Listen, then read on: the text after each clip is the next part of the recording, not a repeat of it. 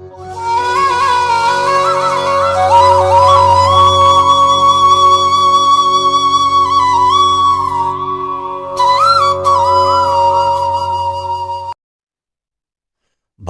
के अनुसार संत शिरोमणि सेन महाराज का जन्म विक्रम संवत 1557 में चंदन नाई के घर में हुआ था।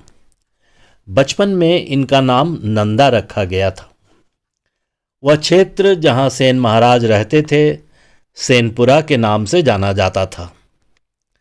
सेन महाराज नाई थे और कहते हैं कि वे एक राजा के पास काम करते थे। उनका काम राजा वीर सिंह की मालिश करना, बाल और नाखून काटना था। मगर उनके हृदय में हमेशा प्रभु का वास रहता था और वे हमेशा संतों के सत्संग की बाट जोहा करते। एक दिन की बात है, भक्तों की एक मंडली थी। सेन महाराज उस मंडली में शामिल हो गए और भक्ति में इतने लीन हो गए कि राजा के पास जाना ही भूल गए। इधर राजा उनके इंतजार में बैठे बैठे अपना आपा खोने ही वाले थे कि तभी उनकी जगह स्वयं भगवान ही सेन नाई के रूप में राजा के पास पहुंच गए। भगवान ने राजा की इस तरह से सेवा की कि राजा बहुत ही प्रसन्न हो गए और राजा की इस प्रसन्नता और इसके कारण की चर्चा नगर में तुरंत ही फैल गई। बाद में जब भक्तों की मंडली के जाने के बाद सेन महाराज को होश आया तो उन्हें पता चला कि मैं तो आज राजा के पास गया ही नहीं। आज तो बहुत देर हो गई।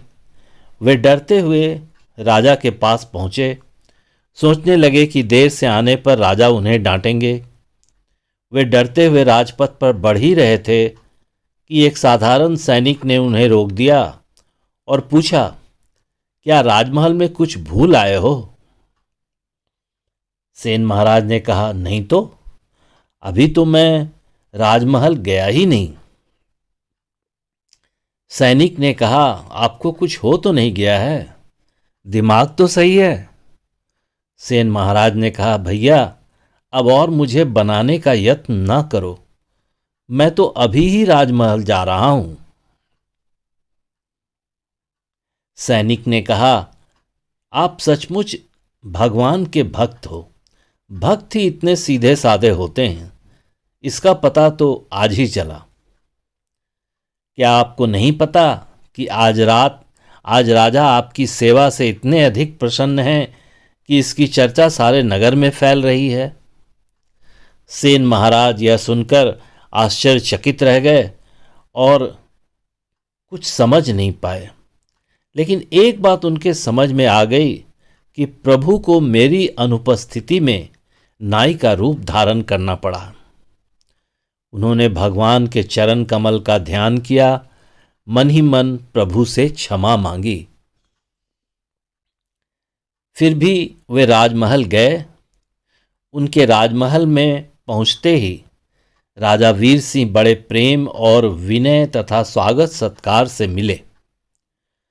भक्त सेन ने बड़े संकोच से विलंब के लिए क्षमा मांगी और संतों के अचानक मिल जाने की बात कही।